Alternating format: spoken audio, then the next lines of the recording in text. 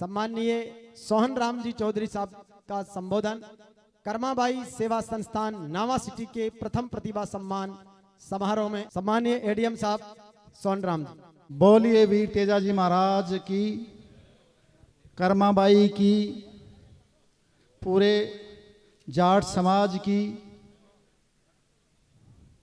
मंच पर आसीन सभी अतिथिगण, आज का आयोजन में लगे हुए सभी कार्यकर्ता, कर्माबाई सेवा संस्थान के पदाधिकारी, मैं आपके बीच का ही हूँ और आप सब लोगों ने मुझे यहाँ बुलाकर जो सम्मान दिया है उसके लिए मैं तहे दिल से आप सभी का हृदय से आभार प्रकट करता हूँ, कृतज्ञता प्रकट करता हूँ। आप सबका आशीर्वाद मुझ पे और मेरे परिवार पे भी बना रहे, ऐसी आप सबसे आशा और अपेक्षा रखता हूँ। सेवा संस्थान कर्माबाई, हम सब ने एक विश्व प्रसिद्ध, सदियों से प्रसिद्ध कर्माबाई का भजन सुना होगा, खाले खींचड़ लो, सुना है ना सबने। उसमें मेरे को एक बात सबसे अच्छी लगती है, अगर कोई भी व्यक्ति अपने जीवन में जो उसमें कहीं भी बात को धार ले तो उसके कभी किसी चीज का अभाव नहीं होगा। उसमें ये लिखा है, अरे सांची प्रीत प्रभु से हो तो मूरत बोले काठ की, जीमो मेरा श्याम धनी जीमावे बेटी जाट की। मतलब सांची प्रीत प्रभु से हो। सांची प्रीत का मतलब है आप मन से, दिल से, नेकी से और नियत से स्वच्छ और साफ हो, निर्मल हो तो सदैव आप पर ईश्वर की कृपा बनी रहेगी।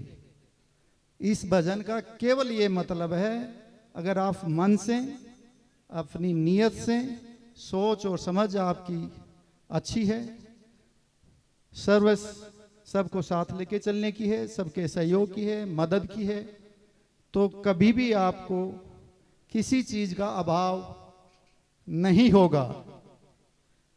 अभी हरिराम जी बता रहे थे सीआर चौधरी साहब का संस्मरण, कि मैं एसडीएम रहा, एडीएम रहा, कलेक्टर रहा, आरपीएससी का चेयरमैन रहा, केंद्र में मंत्री रहे, सांसद रहे, मतलब हर तरह से जो मैं अभी एक टैग लाइन बताई थी वो उन पे खरी उतरती है और ईश्वर ने उन पे खूब कृपा करी है।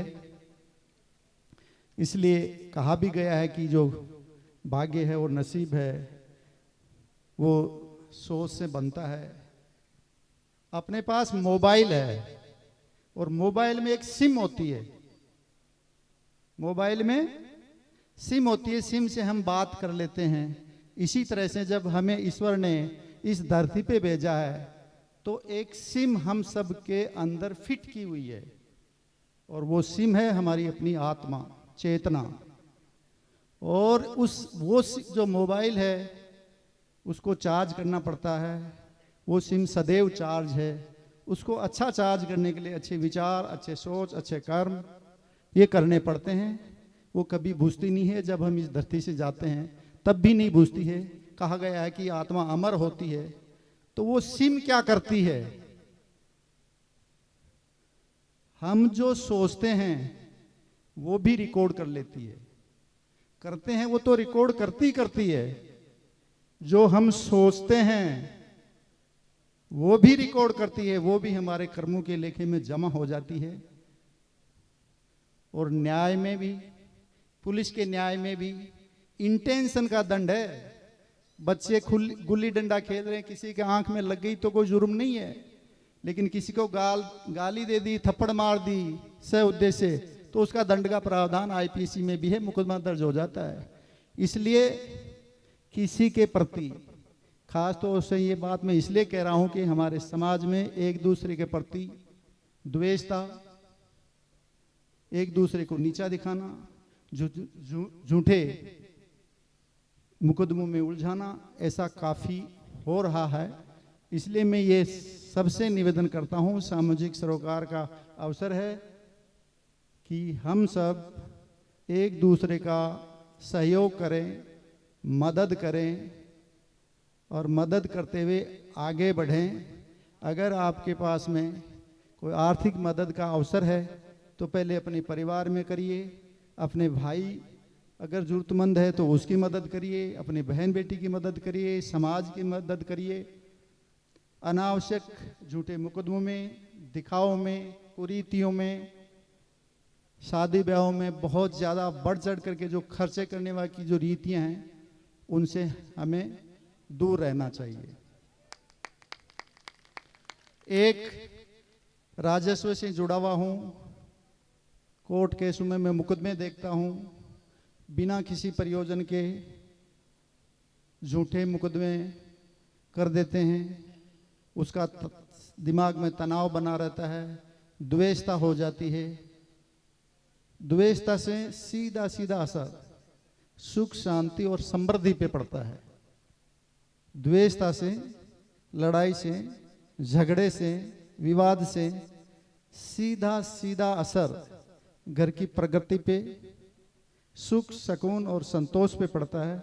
इसलिए जहाँ तक हो सके पहले हमारे समाज में गांव के छोटे मोटे वाद विवाद गांव वाले आपस में बैठ करके भाई बंधु पंच सुलझा दिया करते थे, उसको उसी स्तर पर वापस लाया जाए।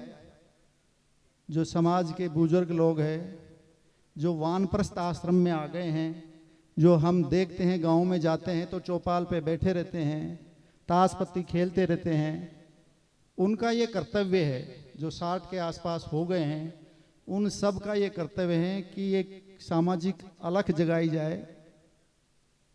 सामाजिक जो कुरीतियां हैं उनको दूर करने के लिए जो बच्चे हैं उनको मोटिवेशन करें, शिक्षा में आगे बढ़ाने के लिए अपना जो समय है वो सामाजिक सरोकार के कामों में देवे।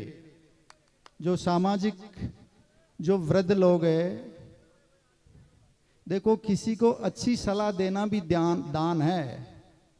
जैसे अभी लोग आर्थिक मदद कर रहे थे, वैसे आप लोग भी समाज का काम करके पुण्य कमा सकते हो और वो पुण्य आपके लेखों में जमा होगा, उसका फल आपकी आने वाली पीढ़ियों को मिलेगा। ये बात तो मैं सामाजिक सरोकार के रूप में करना चाहता था, ज़्यादा समय नहीं लूँगा। जो बच्चे बैठे हैं ये आप लोगों का भविष्य है। पढ़ाई ऐसी एक चीज़ है, जैसा कि बाबा अंबेडकर साहब ने कहा था कि शिक्षा शेरनी का दूध है, जो पिएगा वो धाड़ेगा। तो अपने बच्चों को शिक्षित बनाइए, उनकी शिक्षा पे खर्च करिए, बच्चों पे ध्यान दीजिए, बच्चे कोई कुरीतियाँ और कुसंगति में न जाएं, इस पे ध्यान दीजिए। ये केवल एक उसके पेरेंट्स का तो दायित्व है ही है, लेकिन सामूहिक दायित्व भी है। अगर कोई गांव में एक आदमी भी गलत रास्ते पे चलता है तो बदनामी या उसका दुष्प्रभाव हम सब पे भी पड़ता है। इसलिए हम सबका सामूहिक दायित्व है कि ऐसी चीज़ों को रोकें टोकें। पहले गांव में कोई भी व्यक्ति अगर कोई बच्चा कोई गड़बड़ करता था तो गांव का कोई भी आदमी उसको टोक देता था, बोल देता था, कह देता था, शर्म थी, लिहाज थी। लेकिन आज कोई नहीं बोलता। ये जो हम चुप हो रहे हैं ये एक बहुत बड़ी कमी है। अपन सोचें कि ये आग हमारी तक नहीं आएगी, ऐसा नहीं है। कल जैसलमेर में एक बस में आग लगी, सभी उसकी लपेट में आ गए। इसी तरह से अगर कोई भी सामाजिक बुराई है, कुरीति है, तो उसकी लपट हम सब तक आती है। हम सब एक सजग सामाजिक नागरिक का दायित्व निभाएं। कर्माबाई सेवा संस्थान, उनके पदाधिकारियों का सबका मैं आभार प्रकट करता हूं। नामा तहसील और यहाँ पे उपस्थित सभी समाज को मैं नमन करता हूँ। मेरे योग्य सेवा के लिए मैं सदैव तैयार हूँ। जो भी मेरे लिए कोई ये संस्थान आदेश करेगा, मैं सदैव हर तरह से मदद करने के लिए तैयार रहूँगा। धन्यवाद। Thank you.